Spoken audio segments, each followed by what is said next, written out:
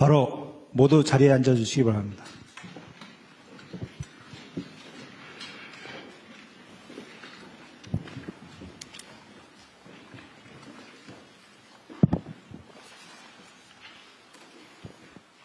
네, 지금부터 제23차 수석 보좌관 회의를 시작하겠습니다.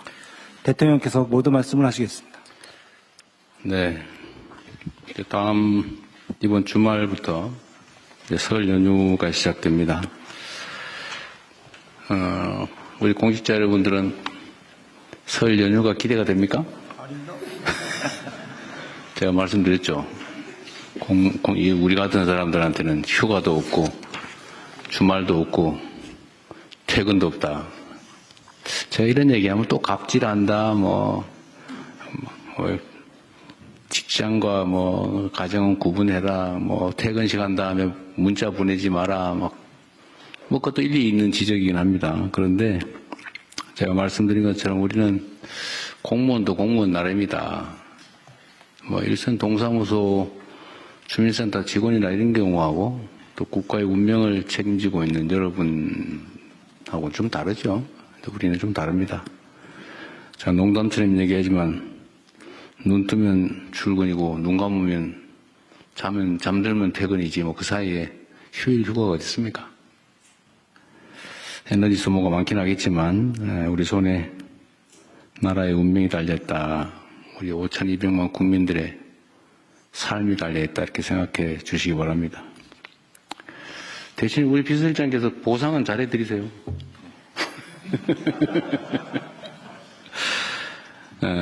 어제 충주에 가서 그냥 드림 사업을 돌아보고 또 시장에서 우리 국민들께서 어떤 상황인지를 조금 들여다봤습니다. 그냥 드림 사업은 일부에서 우려하는 것과 달리 취약계층의 최소한의 안전매트로서 그 역할을 충실하게 잘하고 있다라고 확인하게 됐습니다. 일부에서 처음 이 사업 시작했을 때 벤츠 타고 와서 다 집어가면 어떡하냐 이런 걱정들을 했는데 현장에서 그런 상황은 전혀 발생하지 않았다고 합니다. 다양한 복지 체계를 우리가 가지고 있지만 그러나 그럼에도 불구하고 발생할 수 있는 사각지대를 보다 촘촘하게 메우기 위한 취지인 만큼 꼭 해당 지역 주민들이 아니더라도 차별하지 말고 다 지급해 주시라 이렇게 말씀을 드렸습니다. 이것도 아예 정부 차원에서 방침으로 그렇게 정해 주시면 좋을 것 같아요. 외국인이든 그 지역에 안 살다가 지나가는 사람이든 또 주민등록이 말소된 사람이든 굳이 이걸 차별할 필요는 없을 것 같습니다. 이건 복지정책이라기보다는 최소한의 생존 조건을 만들어주는 거니까 지역 차별을 할 필요는 없을 것 같습니다. 그리고 시장에 갔더니 우리 국민들께서 여전히 물가 걱정 또 매출 걱정을 많이 하셨습니다. 역시 주식이나 이런 데에 대한 관심도 많으신데 그게 아직 현장에 많이 전이되지는 않는 것 같습니다. 어제 민생물가 특별관리 TF가 가동됐습니다. 할인 지원, 또 비축 물량 공급 같은 단기 대책뿐만 아니라 특정 품목들의 그 담합, 독과점 같은 불공정 거래에 대해서도 철저하게 감시해야 될 것입니다. 또 유통 단계별 구조적인 문제점을 점검하고 개선하는 선제적 조치까지 물가 관리를 위해서 최선을 다해 주기 바랍니다. 그리고 전에 한번 국무회의 때 제가 지적을 했던 것 같은데, 이제 물가 관리를 위해서 할당 관세, 그러니까 특정 품목의 관세를 대폭 낮춰가지고 싸게 수입해서 싸게 좀 공급을 하라고 했더니 그 허가받은 업체들이 싸게 수입해가지고 그냥 정상가로 팔아서 물가를 떨어뜨리는 데는 전혀 도움이 안 되고 오히려 국민들 세금으로 부당하게 이익을 취하는 경우가 있었던 것 같은데 어떤 정책을 할 때 이런 틈새, 악용의 소지를 철저하게 봉쇄하고 또 실제 그런 일이 벌어지면 엄정하게 책임을 물어서 다시는 그런 일이 생기지 않게 조치해 주시기를 바랍니다. 최근에 교복 구입비가 60만 원에 육박한다고 해요. 제가 시장을 하고 있을 때는 30만 원 정도였는데 어느 틈에 60만 원에 육박한다고 합니다. 부모님들의 뭐 등골 브레이커라고 얘기한다고도 하네요. 계약을 앞두고 있는 만큼 이 교복 가격들의 적정성 문제에 대해서도 한번 살펴주면 좋겠습니다. 대체적으로 해외에서 수입하는 것들이 많은데 그게 그렇게 비싸게 받는 게 온당한지 또 만약에 그런 문제들이 있으면 이걸 어떻게 대책을 세울지 한번 검토해 주시기 바랍니다. 제가 그 생각도 했었는데 교복 생산자 협동조합 같은 걸 만들어서 어차피 대부분 교복을 무상 지급하고 있는 상황이라 업체들한테 돈을 대주는 게 아니고 생산 자체를 아예 협동조합 형태로 만들어서 국내 일자리도 만들고 가급적 소재도 국산을 사용하도록 하면 국내 산업 발전에도 좀 도움이 되지 않을까 그런 생각을 해봤는데 그 타당성이 있는지도 한번 검토해 주시기 바랍니다. 자주 말씀드리는데 국정의 제1원칙은 국민의 삶을 바꾸는 것입니다. 그리고 정책 성과는 국민의 삶 속에서 현장에서 비로소 확인되는 것입니다. 물가관리 담당자들은 책상에서 통계로 보고받는 것도 중요한데 이를 넘어서서 직접 현장에서 확인해 주시면 좋겠습니다. 행정의 현장성이라고 하는 건 아무리 강조해도 지나치지 않다는 말씀을 다시 한번 드립니다.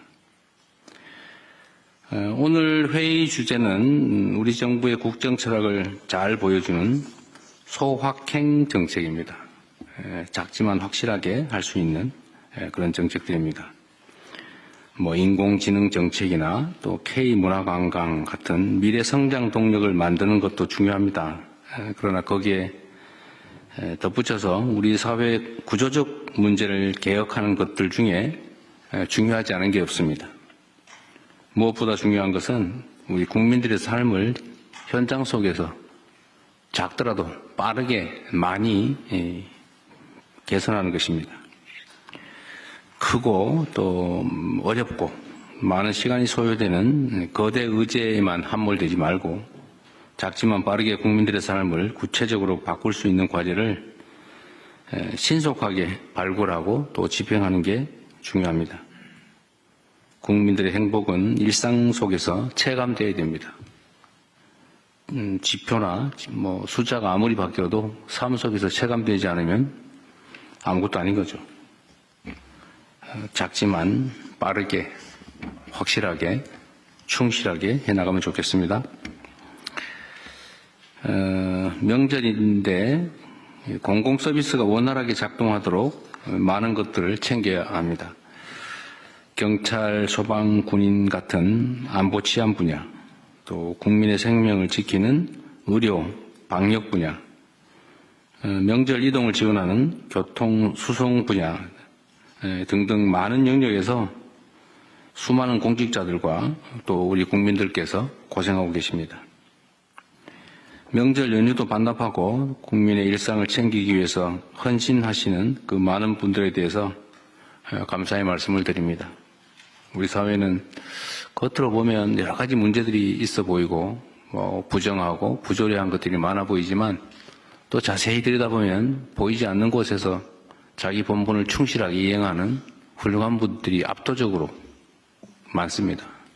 그래서 우리 사회가 발전하는 거죠.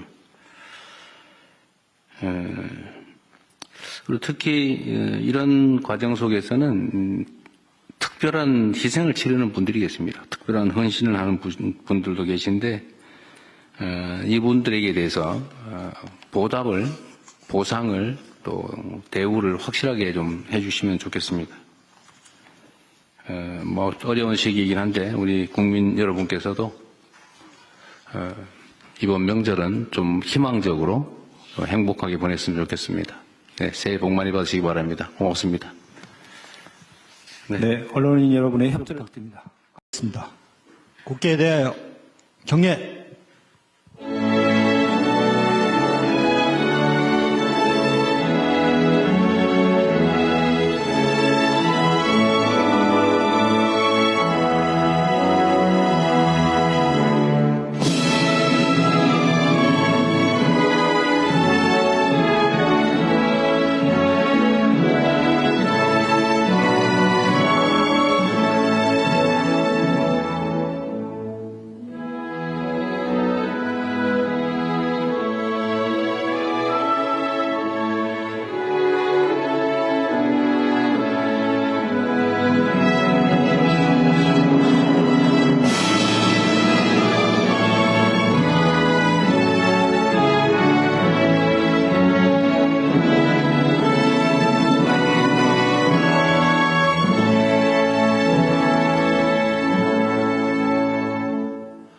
바로 모두 자리에 앉아주시기 바랍니다.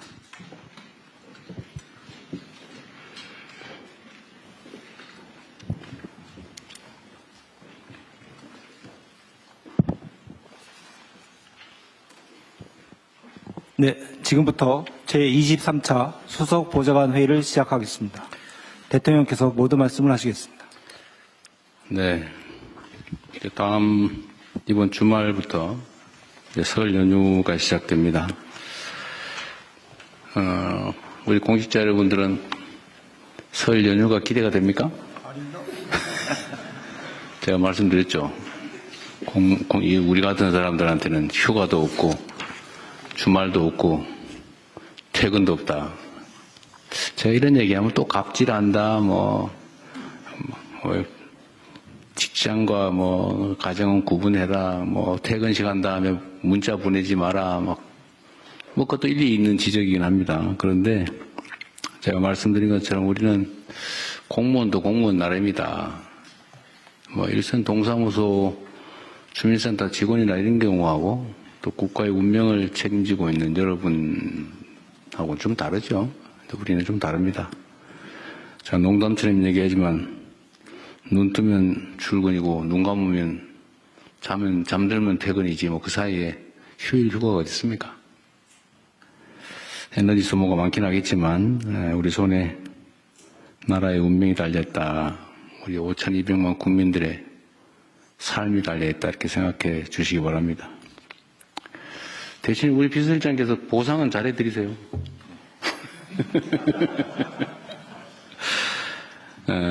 어제 충주에 가서 그냥 드림 사업을 돌아보고 또 시장에서 우리 국민들께서 어떤 상황인지를 조금 들여다봤습니다.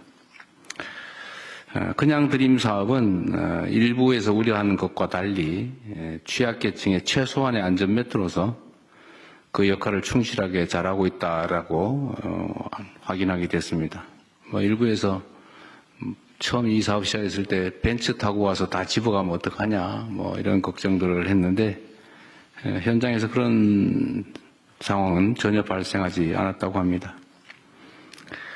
다양한 복지 체계를 우리가 가지고 있지만 그러나 그럼에도 불구하고 발생할 수 있는 사각지대를 보다 촘촘하게 메우기 위한 취지인 만큼 꼭 해당 지역 주민들이 아니더라도 차별하지 말고 다 지급해 주시라 이렇게 말씀을 드렸습니다.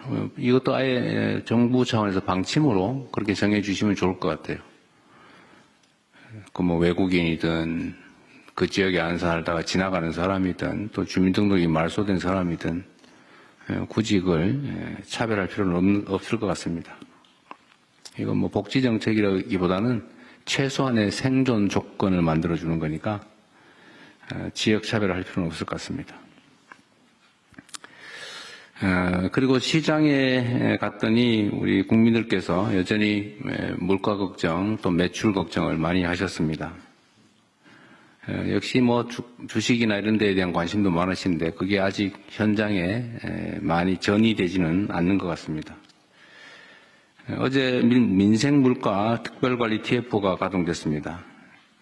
할인 지원 또 비축 물량 공급 같은 단기 대책뿐만 아니라 특정 품목들의 그 담합, 독과점 같은 불공정 거래에 대해서도 철저하게 감시해야 될 것입니다. 또 유통 단계별 구조적인 문제점을 점검하고 개선하는 선제적 조치까지 물가 관리를 위해서 최선을 다해 주기 바랍니다. 그리고 전에 한번 국무회의 때 제가 지적을 했던 것 같은데 이제 물가 관리를 위해서 할당 관세, 그러니까 특정 품목의 관세를 대폭 낮춰가지고 싸게 수입해서 싸게 좀 공급을 하라고 했더니 그 허가받은 업체들이 싸게 수입해가지고 그냥 정상가로 팔아서 물가를 떨어뜨리는 데는 전혀 도움이 안 되고 오히려 그 국민들 세금으로 부당하게 이익을 취하는 경우가 있었던 것 같은데 어떤 정책을 할 때 이런 틈새, 악용의 소지를 철저하게 봉쇄하고 또 실제 그런 일이 벌어지면 엄정하게 책임을 물어서 다시는 그런 일이 생기지 않게 조치해 주시기를 바랍니다. 최근에 교복 구입비가 60만 원에 육박한다고 해요. 제가 시장을 하고 있을 때는 30만 원 정도였는데 어느 틈에 60만 원에 육박한다고 합니다. 부모님들의 뭐 등골 브레이커라고 얘기한다고도 하네요. 계약을 앞두고 있는 만큼 이 교복 가격들의 적정성 문제에 대해서도 한번 살펴주면 좋겠습니다. 대체적으로 해외에서 수입하는 것들이 많은데 그게 그렇게 비싸게 받는 게 온당한지 또 만약에 그런 문제들이 있으면 이걸 어떻게 대책을 세울지 한번 검토해 주시기 바랍니다. 제가 그 생각도 했었는데 교복 생산자 협동조합 같은 걸 만들어서 어차피 대부분 교복을 무상 지급하고 있는 상황이라